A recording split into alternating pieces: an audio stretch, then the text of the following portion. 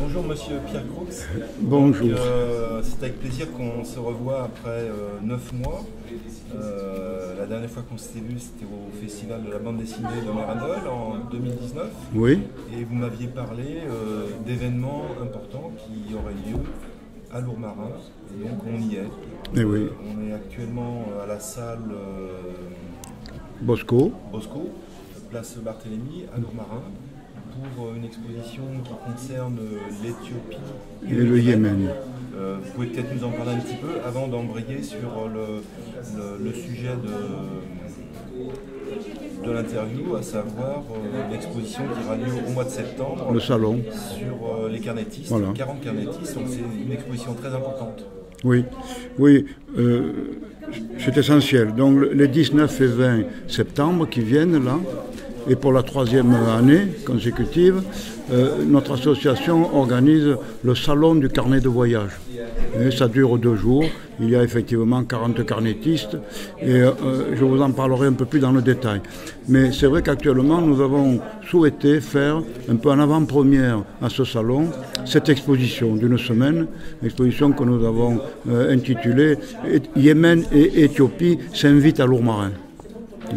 Il y a eu plusieurs raisons que l'on prenne ces pays, parmi le grand nombre de pays où vont se balader nos dessinateurs croqueurs qui parcourent le monde. Et moi-même, je suis allé croquer dans 90 pays. Voyez-vous. Mais Éthiopie et Yémen nous a semblé cette année d'actualité parce qu'une des personnalités qui va venir à ce salon des 19 et 20 est José Maribel, qui est un aventurier, qui est un ethnologue, qui est un architecte et qui a, dans sa vie, fait de nombreuses expositions sur ces 2 pays, Éthiopie et Yémen, qui est peut-être le spécialiste mondial le plus important en ce qui concerne ces anciens royaumes de la reine de Saba. Et José Maribel, il tient à Paris l'espace Reine de Saba, et il y a 40 ans qu'il accumule les témoignages, qu'il fait des conférences de par le monde et tout ça, sur ces 2 pays, avec beaucoup d'aide humanitaire auprès des uns et auprès des autres. Donc c'était l'occasion, comme on allait avoir José Maribel dans notre salon du carnet, de prendre ces pays pour cible. Une autre des raisons, c'est que José Maribel a fait la plupart de ses raids avec l'ethnologue, aventurier, humaniste Théodore Monod. Ceux qui sont passionnés un peu de voyage, d'aventure, d'archéologie, connaissent l'œuvre de Théodore Monod, qui a passé sa vie à se passionner pour la faune, la flore, la langue touareg, etc. Et José Maribel l'accompagnait dans ses derniers raids, alors que Théodore était déjà nonagénaire, vous voyez. Et il se trouve qu'à Lourmarin, il y a des descendants des Monod, de ce Théodore Monod. Les Monod sont une grande famille.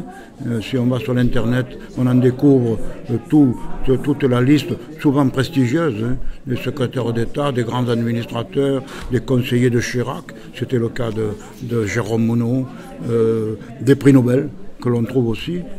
Et donc ces Monod sont à Lourmarin. Depuis 3 générations, ces Monod sont à Lourmarin. Et là aussi, on a trouvé un lien avec ces pays d'Éthiopie et du Yémen. Et voilà pourquoi cette exposition, vous l'avez parcourue, dans laquelle on trouve des ouvrages de la géopolitique et où l'on trouve aussi de l'artisanat, et l'artisanat éthiopien. Je sais que vous en avez parlé tout à l'heure.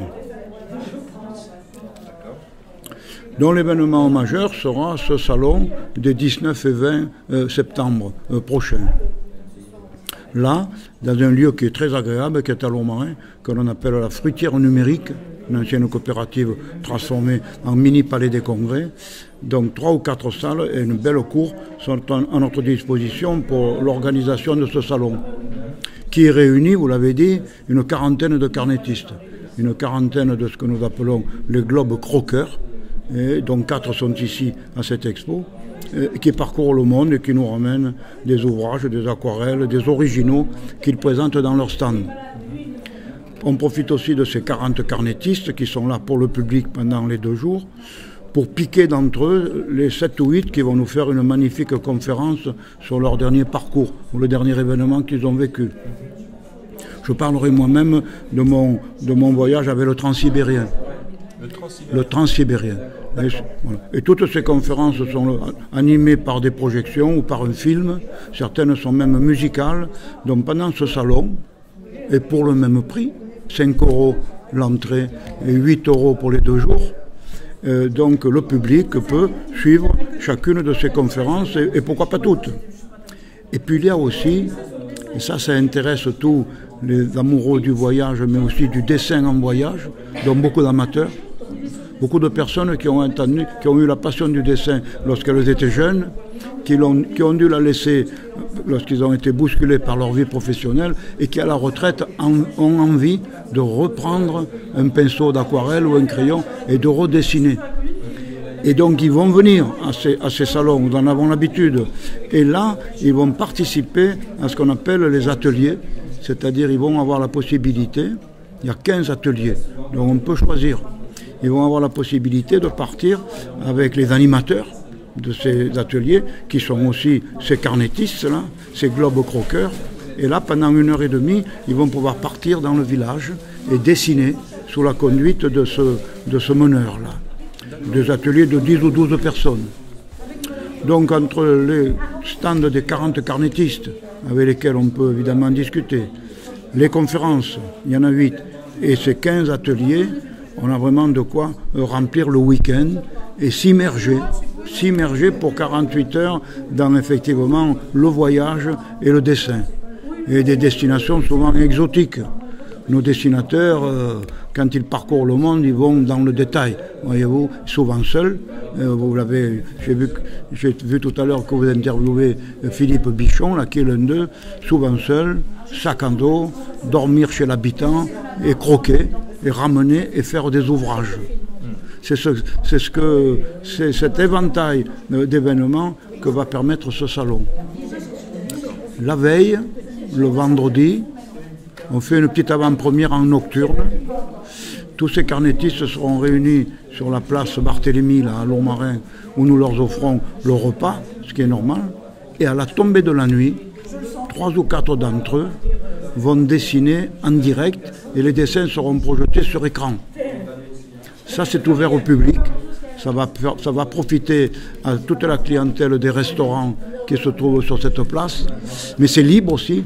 On va mettre 30 ou 40 chaises près d'un grand écran.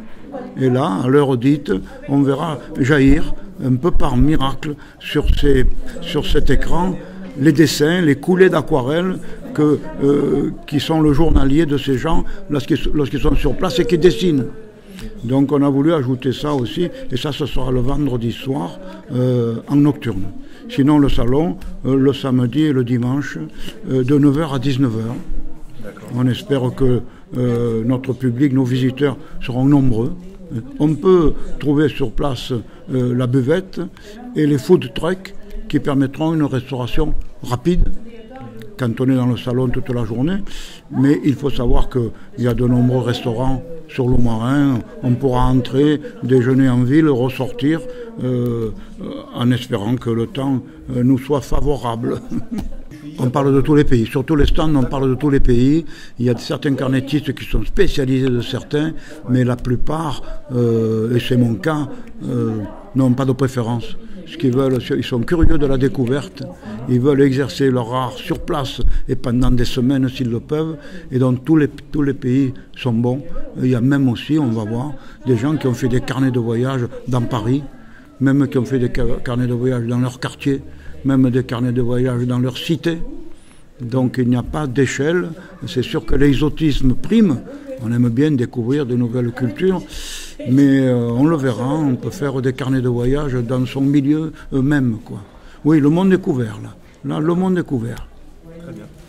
Merci beaucoup, M. Pierco. À votre service, Vladimir, à votre service. Merci de nous aider pour faire connaître ce salon. Vous êtes là pour ça.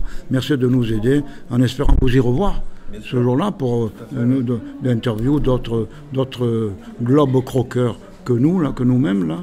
Et vous aurez vraiment le choix, comme on le fait un peu au salon de la BD de Mérindol en décembre, où il y a des gens... Bon, c'est ciblé, Mérindol c'est ciblé BD, nous c'est ciblé carnet de voyage, mais disons que tout ça c'est de l'art. Bien sûr. Et de l'art populaire.